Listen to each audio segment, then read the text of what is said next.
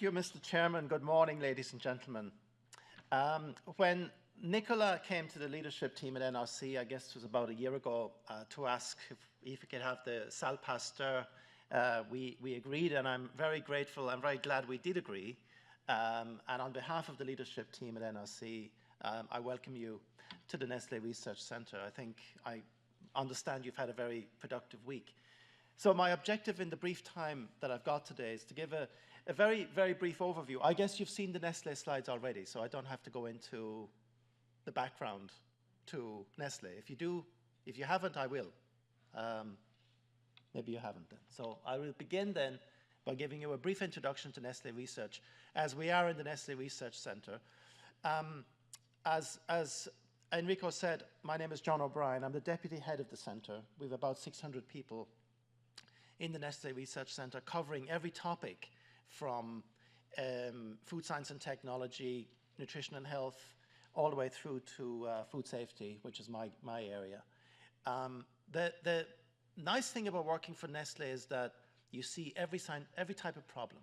So it's a great place for data scientists and for statisticians, and it is also for safety scientists. We see everything from infant formula right the way through to pet care issues.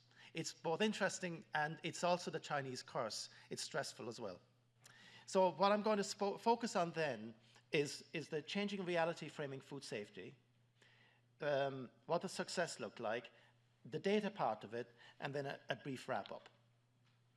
So Nestlé has a turnover of about 100 million Swiss francs per year, and 1 billion Nestlé products are sold per day. And as I said, it covers all the different categories from pet care through dairy, right the way through to healthcare. Nestlé acquired the company Galderma recently and formed a new company called Nestlé Skin Health. So we're also involved in the personal care and cosmetics business. So this slide is designed to show what our current challenges are in terms of maintaining consumer confidence and consumer trust. This is the big topic. One of the key messages I want to leave with you is that the science currently and the technology is moving faster than actually we can keep up with it. And that includes the generation of data. We have more data today than we know what to do with. That, going to Scott's point earlier, I think is very important. What do we do with all this data? How do we move to action? That's the key point. In Nestlé, I wanted to mention analytical technology because this is close to my area. In Nestlé, we generate 130 million analytical data per year. That's about 220,000 analytical results per day in factories. And those are the lab data. We're generating very, very large numbers of data as well. And the next speaker, Sebastian, will also refer to this. We're generating a lot of data which are quite volatile, which are the data for process analytical technology. Most of this is stored, but we don't mine it sufficiently today. So that's one of our goals, is to really produce more insights from the data we've got. And there are some big data tools we can actually use to do that. Equally, on the analytical technology side, the technology has advanced tremendously in recent years. The routine tests for pesticides, we can get 500 pesticides screened in a single test. For veterinary drugs, it's about 120 per test. So with multiplexing and with multi-residue testing, we can actually generate more data per run as well. Then we've got scientific advances that are difficult to interpret currently. A lot of data are coming out of high throughput screens, for example, for endocrine disruption, where you can, we refer to some of these as high content screens as well, where you have a lot of data embedded in one run. And so we get a lot of insights that we really don't know what to do with. There were some interesting papers in the recent past on the microbiome, the effect of food additives on the microbiome, where you're using metagenomic data to get insights into changes in gene expression and in bacteria in the gut microflora. Again, they're data-driven, we don't know necessarily what they mean from an interpretive point of view. So the key message there is we need interpretive frameworks, biological frameworks, to interpret some of those data. Moving to the social context, I sat in earlier in the week on the discussion about social media. So of course, we have distrust of industry, which is a big, big problem. There's a huge social media discussion. Peer-to-peer is the way people communicate now. Only a few years ago, when I joined Nestle, most of the communication was still by telephone to call centers, and it was 9 to 5, Monday to Friday. That's moved to a 24/7 scenario, and much of it is in the social space. Consumer expectations have changed. They want more natural, less preservatives, less additives, and so on. And they want more safety as well. So it's very challenging for us. Then you've got the NGOs who are active in that space as well. Crowdfunding and crowdsourcing. So interestingly, some of the interesting recent reports on analysis of food has been crowdfunded. Somebody went on the internet, they got a few $1,000s, and they did some analysis. And then you've got to deal with that. And then you've got the whole new domain of food ethics and food philosophy. I want to go back to the foodborne disease issue. I was in the CDC in Atlanta last week. And it's tremendous because one of the realities we're facing at the moment is that the incidence of foodborne disease is actually increasing. One of the real realities that we're going to face in the next few months and years is that we will see more outbreaks identified. Now, that's not because there are more people sick necessarily, it's because we can identify them better. And we've got to get ready to communicate that. How will the consumer react when you say there are more outbreaks? Well, it's because of technology.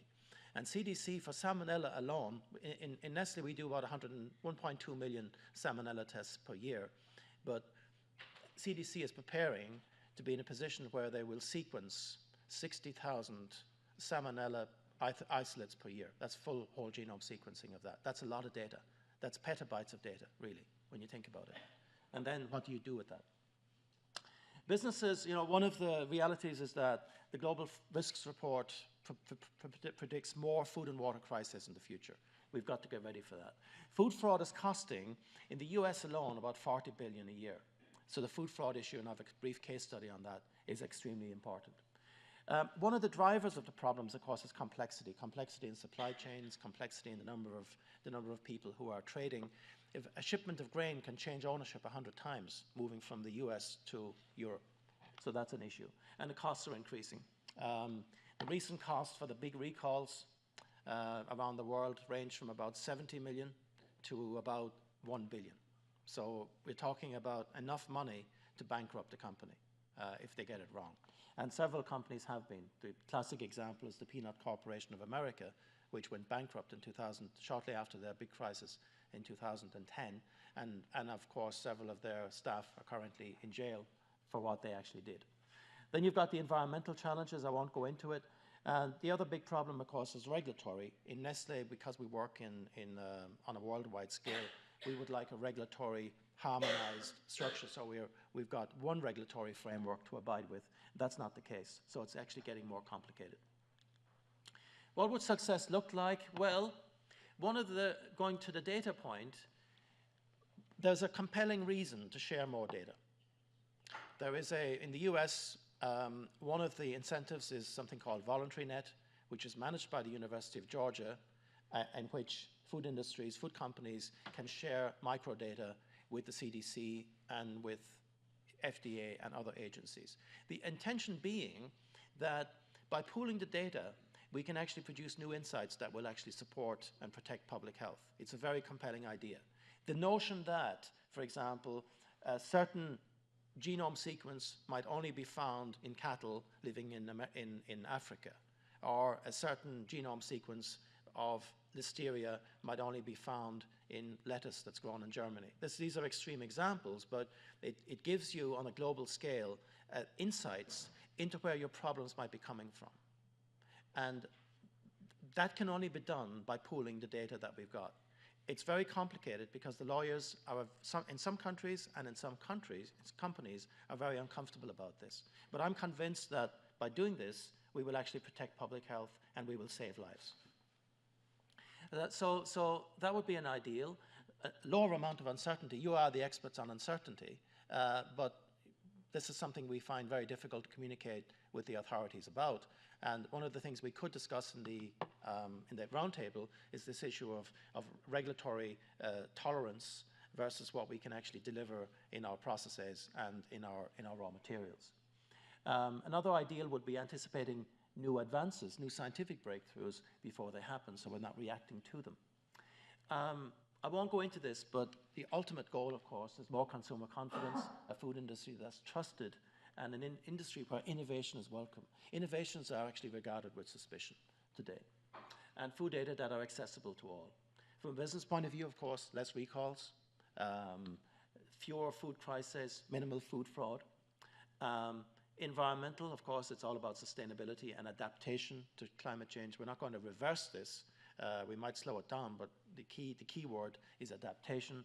And then finally, a regulatory world where we're looking at systems and not just individual products, that we understand the systems, that the regulatory world is harmonized, and that facilitates, of course, food trade. So moving on to the data part of it. This has been alluded to before.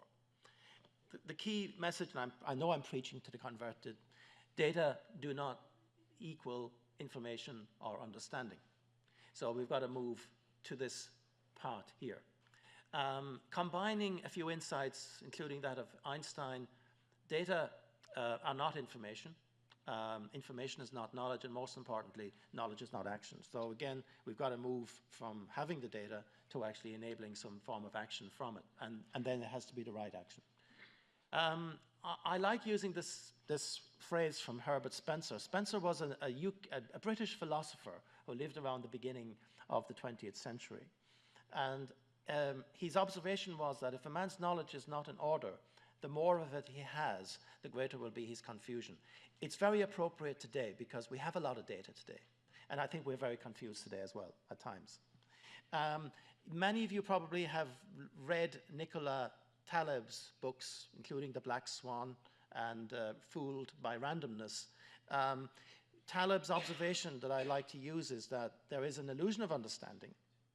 In fact, when everybody thinks he or she knows what's going on in the world, that is more complicated or random than they realize. So again, it's about having the right frameworks for interpreting the data that we've got. I'm showing you this slide, which relates just to the scientific literature, and I'm sure, again, many of you will know that, but the worldwide growth in worldwide data creation, it's about twofold per year. And the data on this slide were up to date at the end of last year. I'm sure they're not up to date anymore, but it serves as an illustration of where things are going. Currently, the worldwide data creation is 8 zettabytes a year. How many of you know what a zettabyte is, by the way? Only one. I thought you guys, you're the data scientists. You need to know that, the statisticians. A zettabyte, if I'm correct, is 1 billion terabytes, which is like 1 billion. We all carry terabyte drives to back up our computers, so it's 1 billion of those terabyte drives. So it's a lot of data. Now, in the scientific literature, we've currently got about 28,000 journals in the English language alone, and about 2.5 million papers are published per year, which equates to about 5 papers a minute. It's more than anybody can actually keep track of. So there's a compelling reason for literature-based discovery. That's where I'm going with this slide.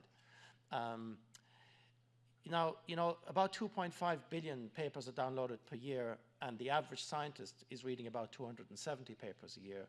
But the reading time has decreased quite dramatically from the mid-90s, from about 45 minutes per paper to about 30 minutes per paper. So the problem is that we're spending less time assimilating the data, and we need help to do that.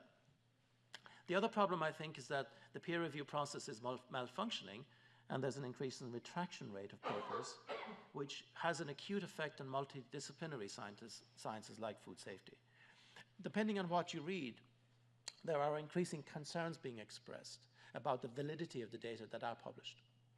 Something like 50 or 60% of published science is reported to be difficult or impossible to reproduce. So this raises all kinds of questions about interpretation. I want to show this slide just to give a snapshot of where we see the big data applications in food safety and integrity. And I'm going to show you some slides about food safety early warning systems. You will be aware potentially of those papers that Google published quite a long time ago now, where they were able to predict, according to search engine queries, the onset of an outbreak of influenza. And recently, there have been similar analyses done of Twitter, Twitter data on the outbreak of norovirus. And so the regulatory authorities are very interested in this. Are there early warnings that we can actually use to pinpoint geographically when an outbreak is starting and then take early action on that? The difficulty is it's not very precise as yet. We're using whole genome sequencing data from environmental, food, and clinical and pathogen isolates, again, to extract more data from the microdata that we already have. This, again, will generate many, many terabytes of data. Metagenomics data from food and environmental samples. Increasingly, and I know there have been one or two papers presented on this, is non-target fingerprint data for food authentication and adulteration detection. And this is using existing analytical tools like the spectroscopic tools of Fourier transform infrared or mass spectrometric approaches, where you actually collect during your run not just the targeted information that you're using to measure specific analytes, but untargeted information as well. And we're using that technique in China in two of our factories using Fourier transform infrared just to get a fingerprint on milk samples to detect what we would call an abnormal sample.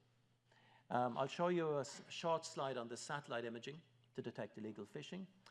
Metrological data, of course, the other interesting thing about big data, and you're probably familiar with the 4 Vs, one of the possibilities with some of the data streams that are coming on board is that you get n equals all.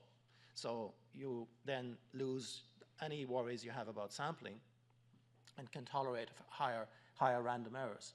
But some of the metrological data, in fact, will record a very complete data set for lightning flashes, for example, in a 24-hour period. But this predictive data on mycotoxin risks is already being applied for mold growth in crops. GIS data to detect food fraud, for example, is another one. I'll skip the social media, it's been done. So traceability of raw material and ingredient data. Image analysis and automated process, as you'll hear in the next presentation.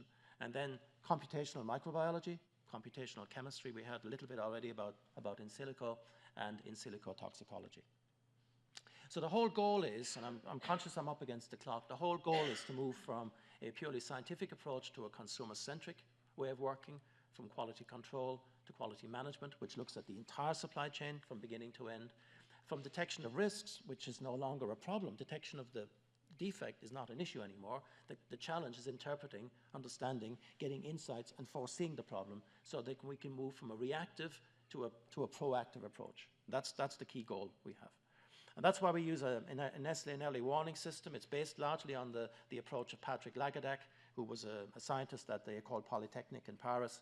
And his principle was basically, if you can process the signals and identify those that are potentially going to grow into a crisis, you can take evasive action, you can have early management steps, and you end up with a controlled issue.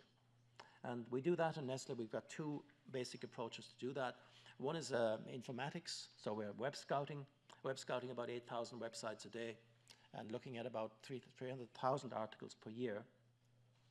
Communicating via MS Outlook, RSS feeds, and communicating via something at the corporate level in Nestlé called an issue roundtable, where the senior management can actually view issues and then take evasive action. That's pretty standardized. The other approach, which I think is more valuable, is the human network, which is a global network of people, about 150 people, who have other jobs, by the way. They get to do this in their spare time, where they actually look at those signals, communicate them, and share them. And this is far more insightful, in fact, than just web scouting by itself. So I wanted to show you then a brief case study. We have in the Nestlé world about 26 what we call Nestlé Quality Assurance Centers. These are the big laboratories with about 1,000 people in them. And they're doing between 3.5 and 5 million data analyses per year. I want to share with you just simply one insight we got from data analysis using analytical data, where we saw abnormal trends in Malaysia for arsenic. This is really what the data looked like. And so this was, again, license for action, license to investigate. We did a root cause analysis to find really what was going on here. And what happened was that the arsenic levels appeared to be directly related to the amount of fertilizer that was being used. Now, arsenic is a big deal. It's a carcinogen. The inorganic form is a carcinogen. We use rice in baby food. And if the levels kept rising, of course, they would have led to a serious safety concern. So we took evasive action before that happened. We looked at the yield growth by farmers, and we found that the yield had actually gone up quite impressively, thanks to the fertilizers that were used, but actually they were over-fertilizing. So working with the farmers, we optimized the yield and the amount of fertilizer necessary to do that, while actually limiting the amount of arsenic that was actually being applied at the same time. Many parts of the world currently are suffering from serious soil contamination with heavy metals. China is one of them. And a lot of it's driven by these practices, which are not appropriate. So once the soil is contaminated, there is not a lot you can do, but you need to act again proactively. The fish issue, I'm coming to the end now. The fish issue, one of the big problems with fish is that seafood fraud applies to 25 to 70% of all fish eaten in the world. And that's the seafood fraud, where you're mixing species, and then you've got illegal fishing going on as well. So you've got two things going on here. You've got impacts for food safety, and you've got impacts for sustainability. And of course, the economic costs are huge. Then you've got the waste associated with that. It's about 1 million tons per year with non-target catches. So they're catching fish that can't be sold, and then they're put back in the sea. So the goal is to adopt preventive approaches based on big data, and the new analytical approaches are beginning to show promise here. You may have heard of the satellite applications Catapult in the UK and Harwell, where they're actually looking in real time at satellite data of ships moving in different parts of the world, including the Pacific, where based on the actual real-time movements of some of these vessels, they can pinpoint those that actually are fishing illegally and then direct the authorities locally to intercept those vessels and to take action. The other tool we use for fish, of course, is we use something called DNA barcoding. There's an international database called the International Barcode of Life, IBOL. And this is sequenced about 100,000 species, including 10,000 species of fish. So basically today, we can, using the IBOL, we can detect fraud for almost any fish species. Meat, same technology applies, but I'm going to give you one caveat, and this is my last slide, Mr. Chairman. One caveat. You may have heard of the ale conner in the Middle Ages. The ale conner's job was to taste the beer and to detect false beer. And he wore a leather pants. And he would pour the beer on a wooden bench, and he would sit on that. And if he stuck to it, then it was good beer. If he didn't stick to it, it was a bad beer. Sometimes the old techniques, like visual and taste, sensory, they work just as good as the sophisticated technologies. And on the horse meat crisis, which we were involved in here, we did the analysis, all of the early analysis in NRC. My team were telling me that they could tell visually the difference between beef and horse meat before we even did the PCR analysis. So sometimes the old tools are the best. Thank you for listening.